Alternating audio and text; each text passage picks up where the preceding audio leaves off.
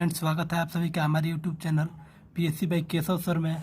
आज हम लोग बात करेंगे यूरोप में राष्ट्रवाद के पार्ट नंबर 2, जिसमें हम मेटरनिक युग के बारे में चर्चा करेंगे। ठीक ना, तो चलिए वीडियो को स्टार्ट करते हैं। कह रहा है कि मेटरनिक युग से आप क्या समझते हैं या मेटरनिक युग के बारे में बताइए। ठीक ना, कह रहा है कि सन 1815 ईस्वी में वियना सम्मेलन की मेजबानी ऑस्ट्रिया के चांसलर मेटरनिक ने किया था। अभी हम इसके पिछले वीडियो में बताए थे कि जो वियना सम्मेलन हुआ था, तो वियना सम्मेलन में बहुत बड़े बड़े राजनयिक जो थे, यूरोप की विजयी शक्तियाँ के जो राजनयिक थे वो इकट्ठा हुए थे। तो उन सबको लीड करने का किसने काम किया था, यानी कि उनका नेतृत्व किसने किया, तो ये ऑस्ट्रिया के चांसलर मेटरनिक ने किया, जो घोर प्रतिक्रियावादी था। जो क्या था? घोर प्रतिक्रियावादी था। इस सम्मेलन में ब्रिटेन, रूस, प्रसा और ऑस्ट्रिया जैसी यूरोपीय शक्तियों ने मिलकर ऐसी व्यवस्था की जिसका मुख्य उद्देश्य यूरोप में उस शांति संतुलन को स्थापित करना था जिसे नेपोलियन के युद्धों ने समाप्त कर दिया था। अभी इसके पिछले वाले वीडियो में हम बताए थे कि जब वहाँ पे यूरोप की महाशक्तियाँ जो होती है, जब विजयी शक्तियाँ जो होती है, वहाँ के जब राजनयिक वहाँ पे इकट्ठा होते हैं, तो उनका एक उद्देश्य होता है कि जिसने नेपोलियन ने जिस शासन व्यवस्था को अस्त व्यस्त किया था, जिसको क्षति पहुँचाई थी, उसको क्या करना चाहते थे, तो पुनः स्थापित करना चाहते थे। करा कि गणतंत्र और प्रजातंत्र तो फ्रांस की देन थी। गणतंत्र और जो प्रजातंत्र थी वो किसकी देन थी, तो वो फ्रांस की देन थी।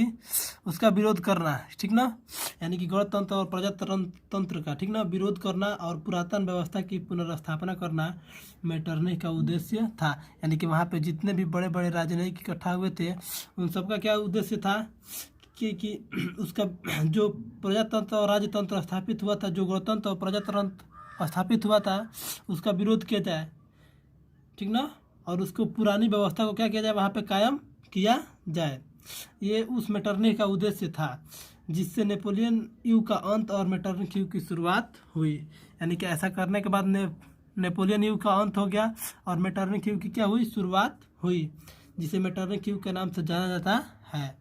और इस जो युग का शुरुआत हुआ, यानी कि मेटरनिक ने क्या किया कि नेपोलियन के शासन व्यवस्था को नष्ट करके और अपनी शासन व्यवस्था को स्थापित किया, जिसे हम मेटरनिक युग के नाम से जानते हैं। फिर पढ़ेंगे हम इसके कार्य के बारे में, ठीक ना। मेटरनिक युग, जो मेटरनिक था उसके कौन कौन से कार्य थे, तो मेटरनिक ने इटली पर अपना प्रभाव जमाने के लिए उसे कई राज्यों में बांट दिया। मेटरनिक जो था उसने इटली पर अपना प्रभाव जमाने के लिए, अपना इम्प्रेशन डालने के लिए उसने क्या किया, उसको कई राज्यों में बांट दिया। जैसे सिसिली और नेपल्स को उसने क्या किया कि सिसिली और नेपल्स को बुर्बो के सम्राट फर्डिनेंड को दे दिया और रोम और उसके आसपास के राज्यों को पोप को सौंप दिया, ठीक ना। लोमाड़ी और वेनेसिया पर ऑस्ट्रिया की सत्ता को कायम किया तथा जर्मनी में 39 रियासतों का संघ कायम किया, जिस पर ऑस्ट्रिया का अप्रत्यक्ष रूप से क्या था, तो अप्रत्यक्ष रूप से उसका अपना शासन स्थापित था, ठीक ना। उनमें राष्ट्रीयता की भावना न जगे, यानी उनमें अपने देश के प्रति प्रेम न जगे, उसने हर संभव प्रयास किया। और इस तरह वियना सम्मेलन क्या हुआ, तो प्रतिक्रियावादी शक्तियों का विजय था, लेकिन यह ज़्यादा दिन तक अस्थायी साबित नहीं हुआ और जल्द ही यूरोप में राष्ट्रीयता की भावना जगी और इससे लगभग पूरा यूरोप प्रभावित हुआ। तो कुल मिला जुला करके क्या करता है, नेपोलियन की जो शासन व्यवस्था है उसको ये क्या करता है, उसको मेटरनिक क्या करता है, समाप्त कर देता है और अपने एक नए शासन यानी पुराने व्यवस्था को क्या करता है, कायम करता है और इटली को विभिन्न विभिन्न राज्यों में बांट करके उस पर अलग अलग रियासतों को क्या करता है, शासन स्थापित कर सकता है। और अप्रत्यक्ष रूप से, यानी कि मतलब डायरेक्ट रूप से नहीं, और अप्रत्यक्ष रूप से वो क्या करता है, उस पर अपना शासन स्थापित करता है। लेकिन ऐसा कुछ दिनों तक ही चलता है, यानी कि हमेशा अस्थायी साबित नहीं होता है और जल्द ही यूरोप के लोगों में राष्ट्रीयता की भावना जगती है और इससे पूरा यूरोप क्या होता है, प्रभावित होता है। अगला क्वेश्चन है हमारा जुलाई 1830 की क्रांति, ठीक ना। अगला क्वेश्चन हम लोग चर्चा करेंगे जुलाई 1830 की क्रांति के बारे में। देखिए क्या कह रहा है इसमें, तो इसमें कह रहा है कि चार्ल्स एक्स यानी कि चार्ल्स 10वां एक निरंकुश एवं प्रतिक्रियावादी शासक था। उसने फ्रांस में उभर रही राष्ट्रीयता तथा जनतंत्रवादी भावनाओं को दबाना चाहा। यानी कि फ्रांस में जो राष्ट्रीयता उभर रही थी, यानी अपने देश के प्रति लोग में जो प्रेम आ रहा था, उसको क्या किया, इसने दबाना चाहा। इसके लिए उसने अपने शासनकाल में संवैधानिक लोकतंत्र की राह में कई गतिरोध उत्पन्न किया। फ्रांस में उभर रही राष्ट्रीयता को दबाने के लिए पोलिग्नेक में अपना प्रधानमंत्री बनाया। पोलिग्नेक एक स्थान है, वहाँ पे क्या करता है, ये चार्ल्स 10वां जो होता है, एक निरंकुश शासक है, वो क्या करता है, पोलिग्नेक में अपना एक प्रधानमंत्री बनाता है।